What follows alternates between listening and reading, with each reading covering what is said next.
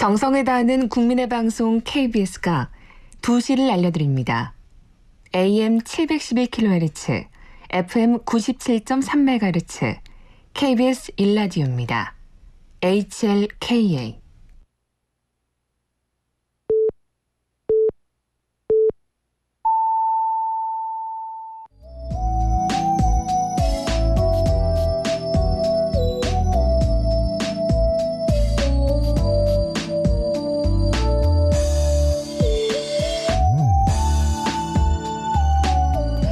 통일사용설명서 청취자 여러분 안녕하십니까?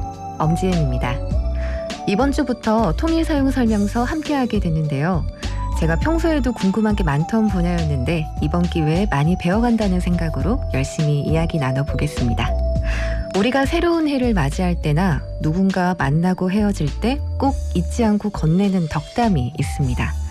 바로 건강인데요.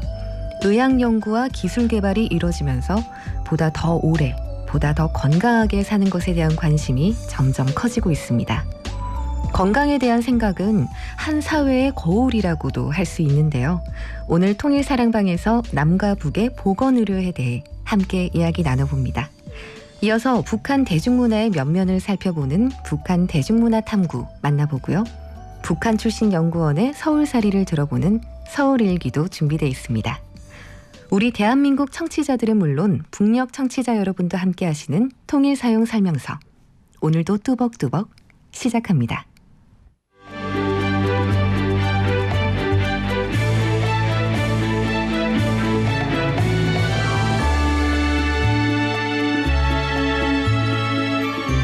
KBS 라디오 통일사용설명서. 이번 순서는 통일을 준비하는 시간 통일사랑방입니다. 데일리 NK 이상윤 기자와 함께합니다. 안녕하세요, 기자님. 네, 안녕하세요. 네, 반갑습니다. 네, 반갑습니다. 네, 저희가 이번 주부터 북한의 의료 체계에 대해 이야기를 나눠볼 텐데요. 네. 북한의 보건의료 제도의 주요한 특징이 있죠. 가장 핵심으로 꼽을 수 있는 거는 무상치료 아니겠습니까? 네, 그렇죠.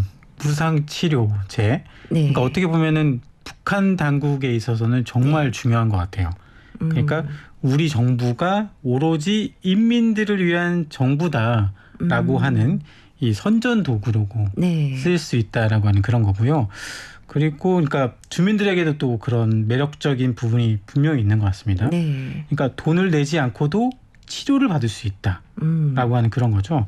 그래서 북한 사람들에게는 이런 사회주의 제도 안에서 네. 내가 삶을 영위하고 있구나. 이게 너무 영광스럽다라고 네. 생각하도록 북한 당국이 이렇게 유도하고 있다라고 우리는 볼 수가 있겠습니다. 네. 그러니까 종합적으로 보자면 북한 이 무상치료제는 북한 체제를 지탱하는 매우 큰 중심축이다라고 할 수 있겠습니다. 네. 그렇다면 이 무상치료 이거는 병원이 무료라는 얘기죠. 그러니까 우리가 병원에 가면은 돈을 네. 내잖아요. 일반적으로. 네, 그렇죠. 그러니까 근데 북한에서는 이론적으로만 따져보면은 네. 북한 당국이 모든 이 의료 비용을 부담을 하고요. 네. 주민들은 뭐 병원에서 진료를 받거나 혹은 약을 처방받거나 그럴 때 네. 돈을 내지 않는다. 비용을 지불하지 않아도 되는 그런 네. 거죠. 어떻게 보면. 이처럼 북한은 사회주의 국가로서 모든 국민에게 무상으로 의료 서비스를 제공한다라고 주장을 하고 있는 상황입니다. 네, 주장. 근데 이 제도는 좀 오래됐어요. 네. 김일성 주석 시절부터 네네. 시작이 됐고요. 그러니까 벌써 한 70년 됐다.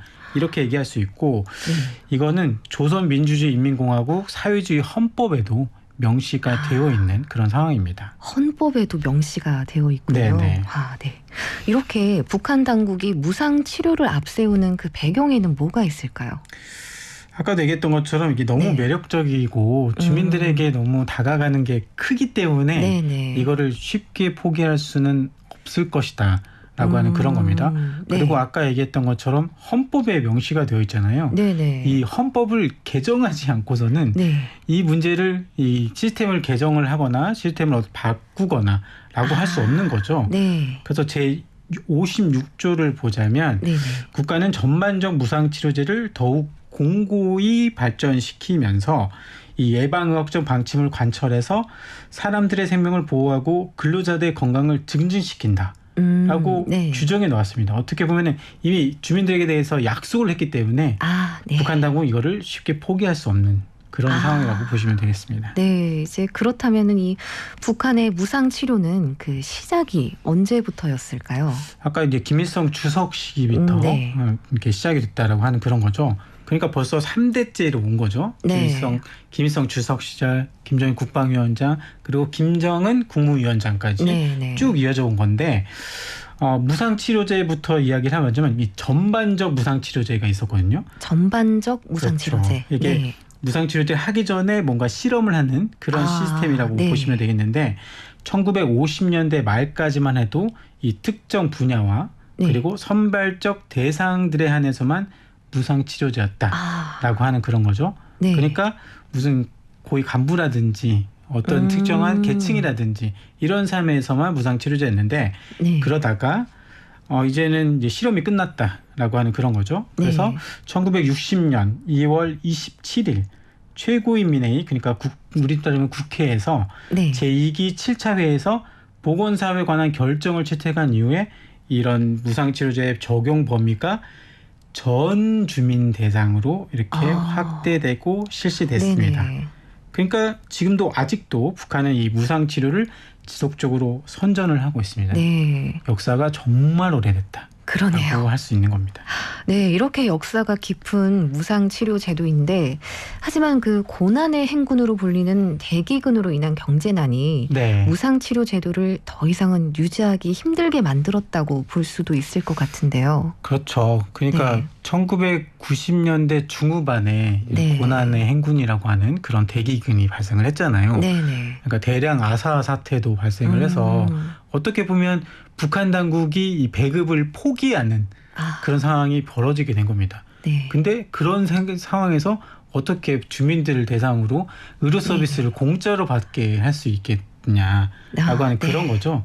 그래서 이런 무상 치료제가 더 이상 정상적인 방식으로 운영될 수 없게 됐다라고 하는 그런 거고요. 네. 그래서 이런 얘기를 많이 합니다. 전문가들은 무상 치료제는 사실상 KBS 라디오 재난방송입니다. 2024년 7월 8일 2시 공분 대전 지역의 호경보 발해요. TV, 라디오, 스마트폰 등을 통해 내가 있는 지역의 기상 상황을 계속해서 알아보고 주변에 있는 사람에게 알려줍니다. 차량은 속도를 줄여 운행하고 물에 잠긴 도로, 지하차도, 교량 등으로 통행하지 않도록 주변에 있는 사람에게 알려줍니다. 개울가, 하천변, 계곡, 해안가 등 급류에 휩쓸리거나 침수 위험이 있는 지역에는 접근하지 말고 주변에 있는 사람에게 알려줍니다. 침수 지역이나 산간, 계곡 등 위험 지역에 있거나 대피 권고를 받았을 경우에는 주변에 있는 사람과 함께 즉시 안전한 곳으로 대피합니다. 공사장, 전신주, 지하 공간, 축대, 옹벽, 담장 등 위험 지역에는 접근하지 않도록 합니다. 농촌 지역에서는 농작물 및 시설물 피해가 발생하지 않도록 배수로 정비, 비닐하우스 결박, 과수 지주시설 고정 등 미리 대비하고 농사와 관련된 작업 등 야외 활동을 하지 않습니다. 행정안전부에서 알려드렸습니다. 치료를 어떻게 받았는지 차이점이 조금 그래도 분명하게 있을 수 있기 때문에 어떤 이제 세대 차이가 있는지 이런 것들을 진단해 보는 게 중요할 것 같은데 근데 원래부터 잘 운영되지 않았는데 느끼는 차이가 있을까에 대한 그런 의문은 물음표가 이제 그어지게 되는 거고 어떻게 보면 북한은 전반적 이 무상치료 시행을 위해서 국가 투자를 단행했다고 하지만 이 의료복지를 국가가 책임지기에는 이 재원 자체가 돈, 이게 자금 이런 것 자체가 절대적으로 부족했다라고 하는 그런 거죠. 그래서 형식적 구조화에서 질적인 수준이 담보된 의료 서비스는 북한 누구도 그러니까 어르신도 젊은 아이들도 친구들도 전혀 받아보지 못하는 그런 상황으로 쭉 살아왔었다는 하는 거죠. 그래서 세대 차이가 분명히 있을까에 대한 그런 의문이 있는 거고요. 다만 불만의 차이는 조금 있을 것 같긴 합니다. 불만의 차이. 네, 부모 세대는 왜 무상 치료 안 해주냐. 그런 이제 어떻게 보면 학습을 받고 그 선전을 받아왔던 사람들이기 때문에 왜 무상 치료 안 해줄까? 라는 불만을 가질 수 있지만 자녀 세대 같은 경우에는 원래부터 없었으니까 별로 관심도 없을 것 같다는 그런 생각이 듭니다. 아예 기대도 가지 않았다는 네, 그런 그렇겠네요. 얘기죠. 네. 그래서 이런 인식이 그래도 조금 달라지지 않았을까 이런 생각은 듭니다. 네. 이제 결국 북한 당국이 주장하는 것처럼 이 제도가 제대로 작동하지 않았다는 건데 이 주민들 입장에서 보면 부담이 좀 상당하겠습니다. 그렇죠. 네. 그러니까 무상치료제라고 하는 거를 이제 선전만 듣기도 하는데 내가 진짜 병원에 가서는 네. 그 여러 가지 것들을 내가 부담을 해야 되거든요. 네. 그러니까 실제로는 원래 매달 월급에서 사회보장비 명목으로 1%를 공제를 하고요. 네네. 그리고 부양가족으로 직장에 다니지 않는 노약자는 약간 명목으로 치료비를 내야를 하고 그리고 네. 농민이 도시에서 치료받는 경우에는 별도의 치료비를 부담하기 때문에 완전한 무상치료제라고 할 수가 없겠다라고 하는 그런 거고요. 네. 또 이제 실제 상황을 보자면 북한에서 무상의료 서비스가 이루어지는 단계는 네. 의료진의 진단 단계까지입니다. 아, 진단. 네. 그 다음에 치료나 그렇죠. 뭐 이런 약이나 것들은 다 거는. 돈을 내야 된다는 하는 거죠. 네. 여러분들 이렇게 내가 진단을 해봤는데 무슨 병입니다. 네네. 라고 하는 것까지를 하는 거는 돈을 안 받는다고 하는 거예요. 네. 하지만 여기서 수술을 하거나 어떤 네. 이제 치료를 한다거나 그리고 약값을 한다거나 이런 것들은 다 모든 것들을 돈을 내야 된다라고 합니다. 그러니까 약이나 네. 주사나 이런 것들을 병원에서 제공하지 않는다라고 하는 거고요.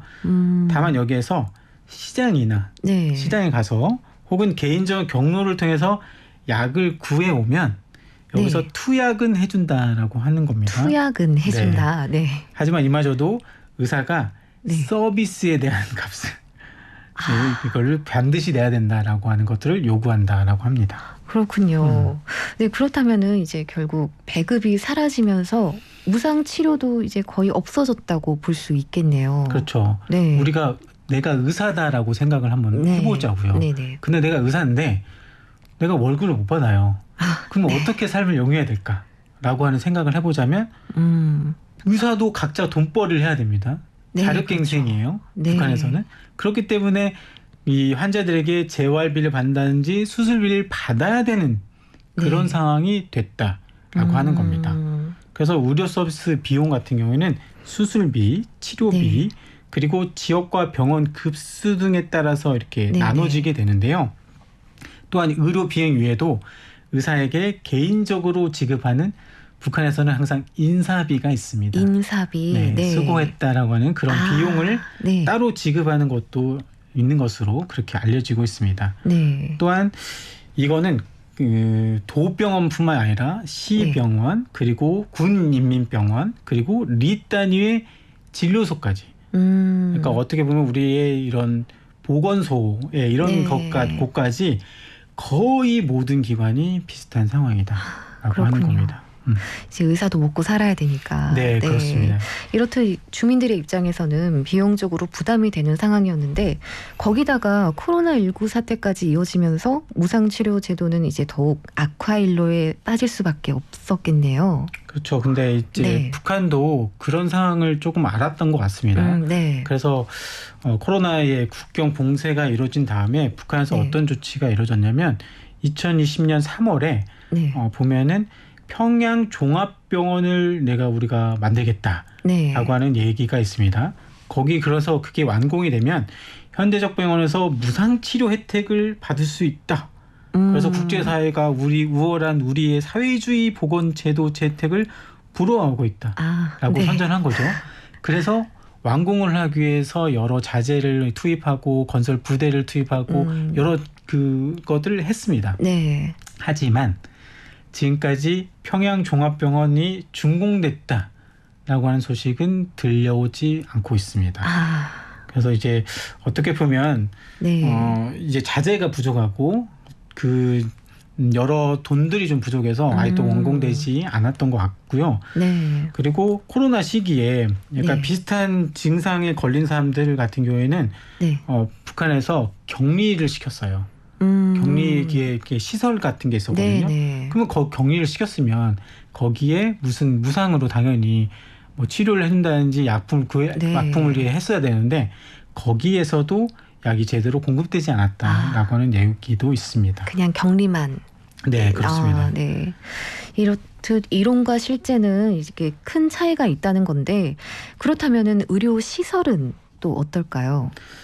체제는 나름 잘 되어 있다라고 평가가 되고 있습니다. 네. 그래서 각 지역의 뭐 일반 병원이라든지 네. 특수 병원으로 구분되어서 잘 운영이 되고 있다라고 하는 그런 건데요. 또한 위생 방역을 전문으로 하는 위생 방역소도 있는 상태고 네네. 그 외 주요 산업 지역에서는 뭐 기업소 병원이라든지 네. 구급소가 있고요. 뭐 주요 어선단에는 선의가 배치되어 있고 그리고 뭐 치료라든지 예방 업무를 수행하도록 이렇게 뭐 시스템이라든지 체제는 이렇게 완비되어 있는 그런 네. 상황입니다. 하지만 이 의료시설 자체가 네. 한국 전쟁 이후 사용하는 것이 많다라고 하는 게 문제입니다. 네. 또한 이제 낙후댁 지역의 경우에는 병원 입원 침대가 부족해서 네네. 환자가 집에서 침대용 깔판 널판지를 가지고 네. 와야 병원 창고에 있는 철 침대를 제공받을 수 있을 정도라고 합니다. 그러니까 전반적으로 낙후된 시설을 어떻게 재건하고 어떻게 보충할 수 있을까 이에 대한 문제도 좀 심각한 상황이다라고 할 수 있는 거죠. 네. 입원을 하는 것도 이제 정말 그야말로 자력갱생이라고 할 수 있겠네요. 그러니까 저도 이제 탈북민들을 많이 만나보는데 네. 어떤 탈북민들은 그런 얘기를 했습니다. 환자 한 명이 입원하면 네. 입원 서류 그리고 치료 사항을 기록하는 데 필요한 이런 네. 뭐 용지 같은 게 있을 거 아니에요. 네네. 그런 용지를 본인이 50매 정도 가지고 가야 입원 수속을 받을 수 있었다라고 하는. 네. 이게 정말 얼마나 열악합니까. 그리고 담요와 네. 이불, 밥그릇과 숟가락까지 환자가 준비하고 네네. 엑스레이 검사를 받자면 수시로 발생하는 이 전전 때문에 전기가 안 들어오기 때문에 네. 발전기를 돌려야 했다고 합니다. 그리고 발전기에 사용될 디젤유 네네. 1kg씩 가지고 가서 검사받을 사람이 10명이 모아야 그러니까 디젤유 10kg 정도가 네. 모여야 검사 기계를 가동했었다라고 합니다. 이 만성적인 전력난도 네. 열악한 의료 시스템에 한몫을 하고 있다라고 할 수 있겠습니다. 이렇게 십시일반으로. 네. 네, 이렇듯 북한의 경제 상황이 좋지 않기 때문에 의료 장비는 물론 약품 품귀 현상도 나타나고 있죠. 그렇죠. 이제 문제는 이 코로나 사태 이후에 네. 국경을 완전히 봉쇄했잖아요. 네네. 그래서 중국이라든지 러시아 뭐 이런 여러 나라에서 들어가는 물품조차 없었습니다. 네. 그러니까 그 물품에 뭐 바이러스가 묻어 있을 수 있겠다라고 하는 네네. 이 북한의 비과학적인 의료 이 상태 때문에 완전히 막혀 있었던 건데, 그러니까 그런 의약품이 급감을 하면서 네. 일반 주민들이 시장에서 약을 구하기가 더 어려워졌습니다. 보통 약은 시장이나 이 각 마을에 있는 약 판매집, 그러니까 네네. 개인들이 판매하는 그런 데서 살 수가 있고, 수입사는 밀수꾼이나 그리고 네. 병원이라든지 약국 관계자를 통해서 약간 뒷거래를 통해서 구할 수 있었거든요. 네. 그러니까 주민들은 이제 해열제라든지 기침약, 뭐 지사제 등 기본 의약품 이외에도 네. 뭐 주사기라든지 소독 기구 그리고 의료용 바늘, 수액 등을 구입할 수 있었지만 이제 코로나 이후에는 이를 구하기가 힘든 것은 물론이고 가격이 네. 그러니까 없으니까 네, 네. 부르는 게 값인 그런 거겠죠. 그렇겠죠. 천정부지로 네. 뛰어오르는 그런 상황이었습니다. 그리고 또 이와 관련해서 우리 국정원이 2021년 10월 말에 이런 얘기를 했습니다. KBS 라디오 재난방송입니다. 2024년 7월 8일 2시 공분 하천 숭이 상승에 따라 다음과 같이 홍수특보를 발령하오니 인근 지역 주민들은 안전에 유의하시기 바랍니다. 홍수주의보. 영양군 홍수특보 발령 대상 하천 인근 주민들께서는 라디오, TV, 홍수통제소 홈페이지, 홍수알림이 앱 등을 통해 홍수 및 기상, 상황을 수시로 확인해 주시기 바라며 홍수 발생 시 해당 시 군의 통제에 따라 안전한 곳으로 신속하게 대피하시기 바랍니다. 하천변 등에서 야영 중인 행락객, 낚시객, 하천구역 내 하천 부속물 및 공사 현장 관계자 등께서는 안전지대로 대피하시기 바라며 하천에 주차된 자동차는 안전한 곳으로 이동하여 주시기 바랍니다. 문의사항은 낙동강 홍수통제소로 연락 주시기 바랍니다. 연구소 최순미 박사와 함께합니다. 안녕하세요, 박사님. 네, 반갑습니다. 네, 반갑습니다. 저희 북한 대중문화를 통해서 북한 사회를 알아보고 있습니다. 지난 6월은 우리에게 씻을 수 없는 상처를 남긴 6.25 전쟁 발발 74주년, 정전협정 71주년이었는데요. 오늘은 북한 언론에서 6.25 전쟁을 어떻게 보도했는지 살펴본다고요. 네, 맞습니다. 저희가 사실 그 진행자님과 저도 오늘 첫 만남인데 네. 이렇게 또 어두운 얘기를 전하게 돼서 공교롭습니다만 네. 오늘은 이제 북한이 6.25 전쟁을 어떻게 묘사하고 또 어떻게 기념하고 있는지를 조선중앙텔레비전 보도 내용을 통해서 좀 말씀드리려고 하는데요. 작년에는 이제 저희가 이 코너에서 6.25 전쟁하고 관련해서 북한의 어떤 출판물을 소개를 해드렸어요. 북한에서 6.25 전쟁에서 어떤 승전보를 올렸던 이야기, 뭐 충성했던 이야기, 기념할 만한 그런 사건들을 다룬 그런 책이 있었는데 그 도서를 소개를 해드렸었고요. 오늘은 보도를 통해서 그 6.25 기념하는 그 날, 그 당일날의 어떤 풍광들 그런 것들을 좀 살펴보려고 합니다. 네. 그 보도 내용을 살펴보기에 앞서서 남북한이 서로 6.25 전쟁을 다르게 해석을 하고 있잖아요. 우리 청취자분들을 위해서 북한은 6.25를 어떻게 바라보고 있는지 설명 부탁드립니다. 네, 말씀하신 것처럼 남한과 북한은 그 6.25 전쟁에 대해서 아주 다르게 해석을 하고 있어요. 매우 다른데 남한에서는 북한의 남침에 의한 내전이라고 해석을 하고 있죠. 공식적으로. 그런데 북한에서는 이 6.25 전쟁 자체를 미국, 그러니까 북한에서는 미제국주의라고 하는데 이 미제국주의의 욕심으로 인해서 북침을 하게 됐고 또 결과적으로 북한이 승전했다고 주장을 하고 있습니다. 그래서 승전 기념일로 실제로 이렇게 기념을 하고 있는데요. 이제 특히 전쟁의 성격 자체가 북한 입장에서는 남한 인민들을 어떻게 보면은 조국 해방해주는, 그러니까 구하기 위한 그런 전쟁이었다. 그래서 조국 해방 전쟁이라는 단어를 쓰고 있고요. 이렇게 주장을 하고 있기 때문에 이 날을 기념하는 어떤 풍경 자체가 남한과 굉장히 많이 다를 수밖에 없는 거죠. 네. 조선중앙텔레비전의 보도 내용이 더더욱 궁금해집니다. 그럼 내용을 한번 살펴볼까요? 네, 우선 6월 25일에 보도 내용은 그 조국 해방전쟁 승리 기념관으로부터 출발을 합니다. 북한의 조국 해방전쟁 승리 기념관은 우리에게도 워낙 많이 알려져 있죠. 이 이름에서 보다시피 6.25 전쟁 자체를 북한이 승리한 전쟁으로 기념을 하는 것이고요. 그리고 조국 해방이라는 글자가 붙은 만큼 남한을 미제국주의의 소나기에서 해방시키겠다라는 그런 의지를 담은 전쟁이었다라고 북한은 해석을 하고 있는 것을 우리가 알 수가 있습니다.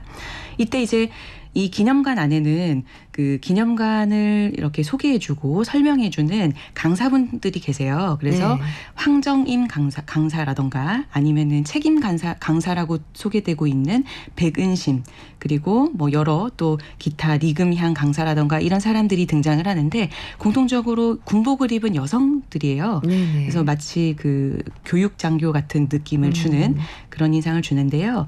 이 기념관 곳곳을 비춰주면서 이들이 그 조국 해방 전쟁 승리를 기념하는 그런 곳이다. 그리고 우리는 이 승리를 잊지 말아야 한다.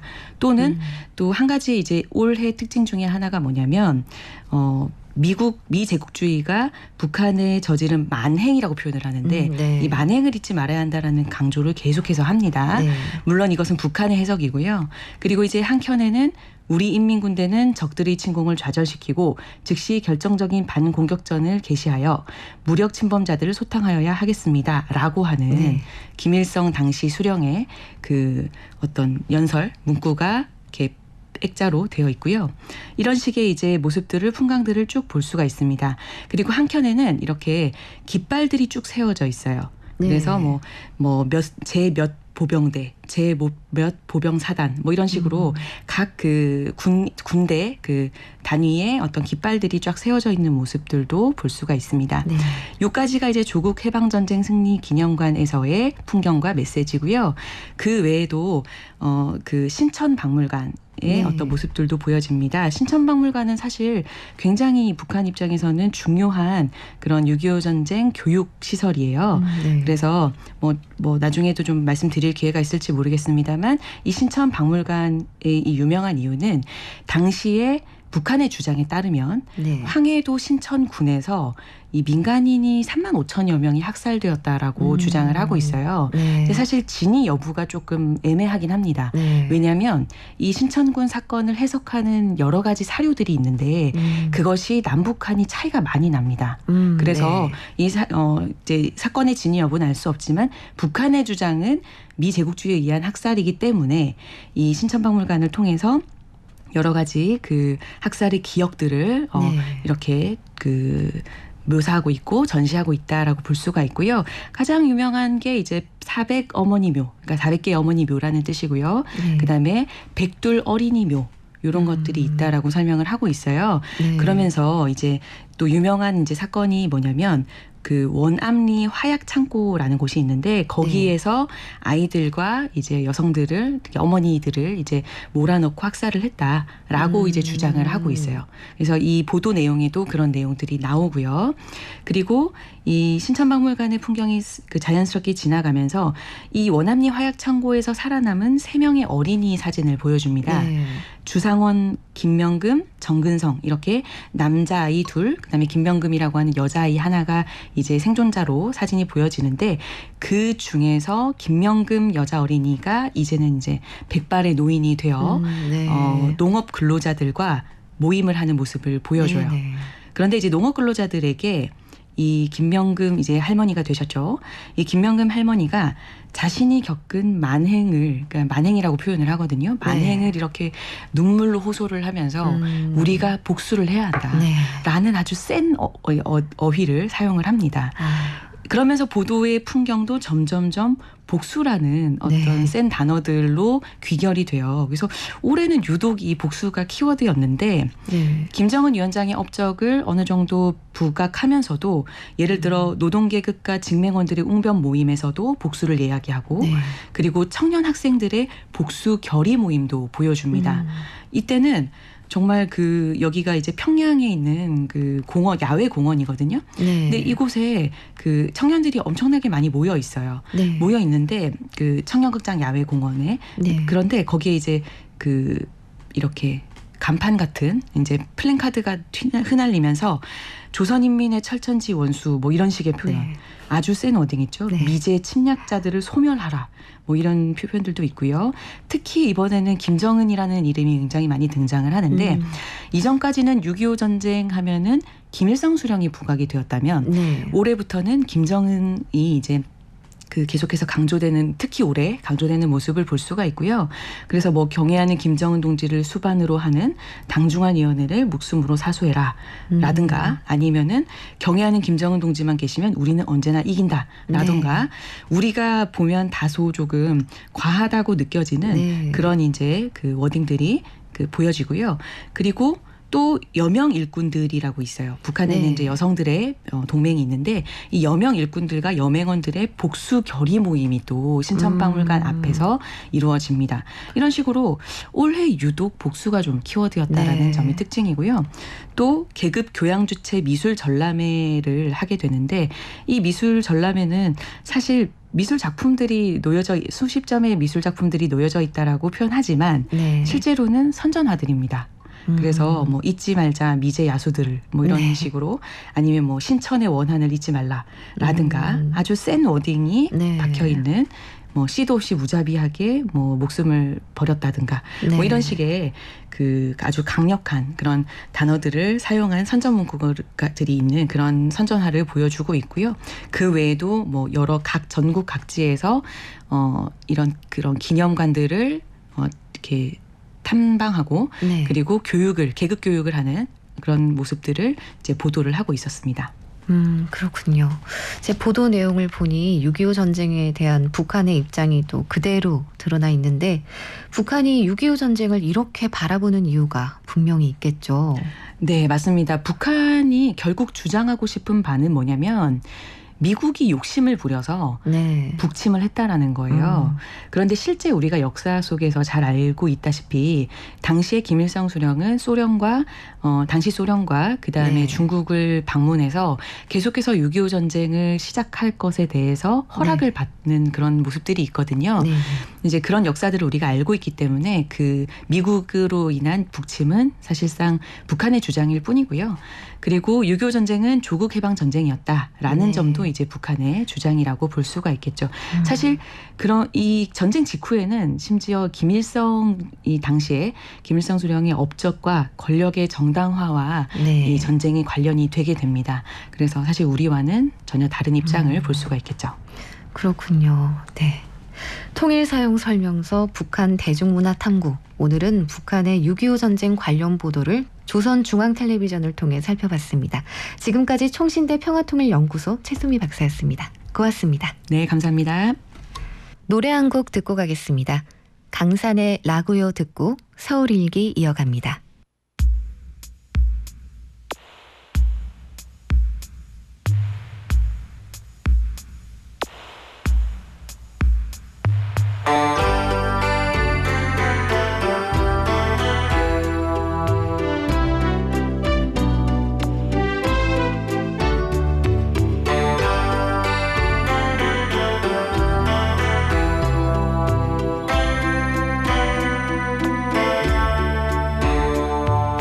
두만강 푸른 물에 노젓는 뱃사공을 볼 수는 없었지만 그 노래만은 너무 잘하는 건 내 아버지 레파토리 그 중에 18번이기 때문에 18번이기 때문에 고향 생각나실 때면 소주가 필요하다 하시고 눈물로 지새우시던 내 아버지 이렇게 얘기했죠. 죽기 전에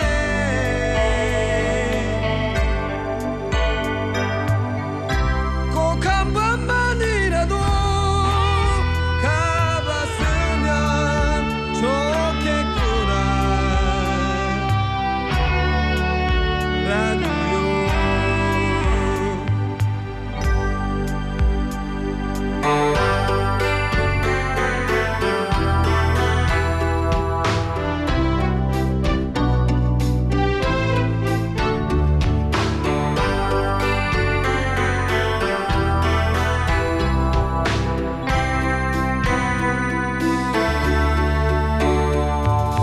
눈보라 휘날리는 바람차는 난부두 가보지는 못했지만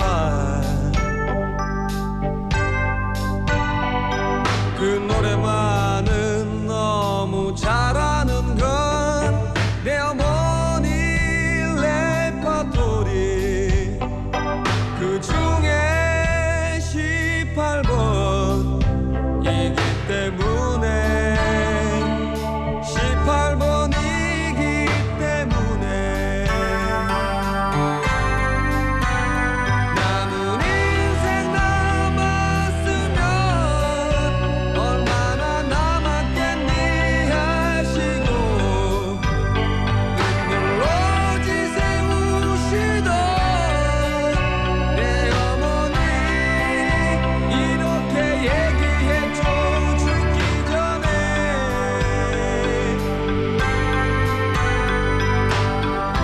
꼭 한 번만이라도 가봤으면 좋겠구나 라고. KBS 라디오 재난방송입니다.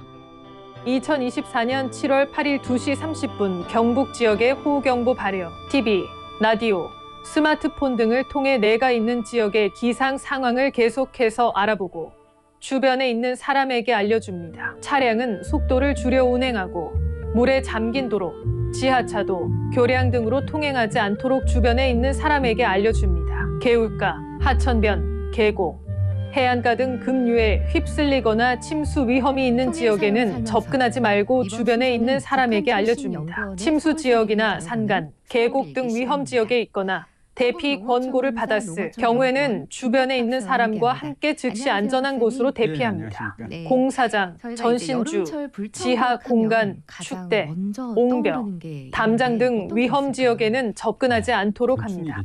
농촌 지역에서는 농작물 및 시설물 피해가 발생하지 않도록 배수로 정비, 비닐하우스 결박, 과수 지주시설 고정 등 미리 대비하고 농사와 관련된 작업 등 야외 활동을 하지 않습니다. 행정안전부에서 알려드렸습니다.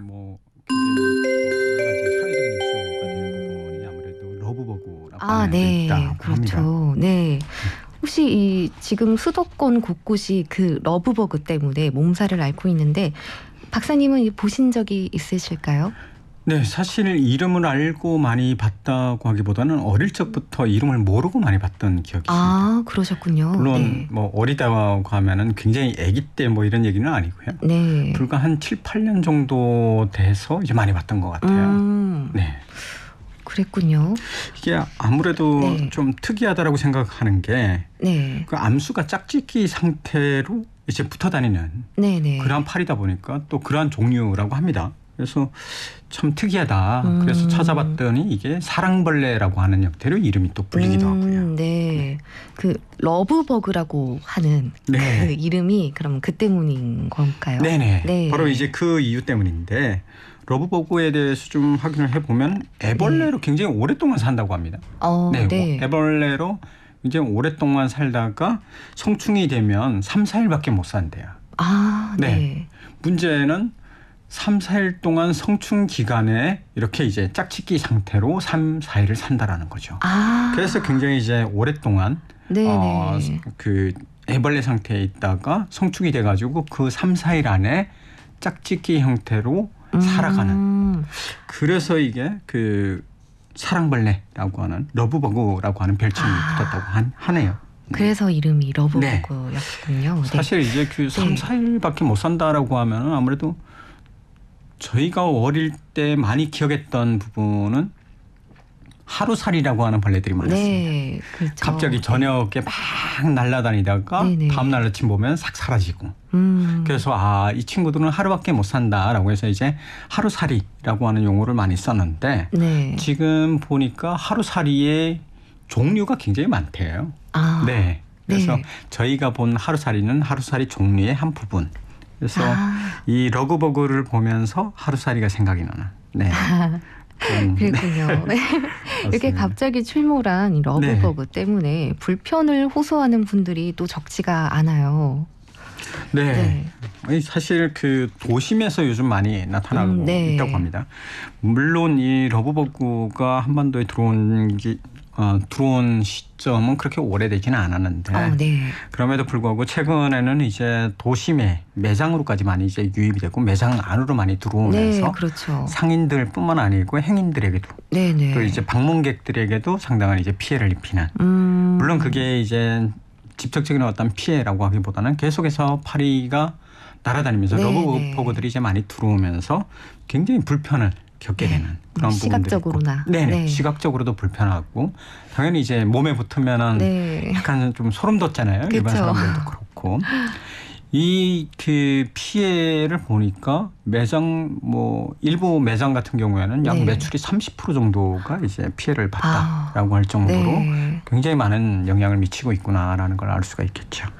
네, 또 이 때이른 무더위가 찾아오면서 러브버그뿐만 아니라 모기 등 이제 벌레가 급증을 하게 됐는데 그러면서 이제 벌레 퇴치용품 판매량도 빠르게 증가를 하고 있다고 해요. 혹시 박사님 댁에도 벌레가 발견이 되시나요? 아직까지 아직까지는 벌레가 별로 발견은 안 됩니다. 왜냐하면 네. 저희 집 자체가 아파트에서 조금 고층에 들어갑니다. 그래서 네네. 고층 정도로 한 10층 이상부터는 거의 벌레가 들어오기가 힘든 구조거든요. 그래서 그만큼 올라올 수가 없고 그러다 보니까 저희는 굳이 이렇게 그 벌레 퇴치용 이제 스프레이를 구입을 하거나 그러지는 않는데 네. 그러다 보니까 사실 그거에 대한 어떤 필요성을 많이 못 느꼈기 때문에 별로 생각은 안 하고 있었는데 요즘 보면은 뭐 러브버그도 그렇지만 네. 모기도 그렇고 네. 이 친구들이 이제 엘리베이터를 타고 올라요. 사람이 그렇죠.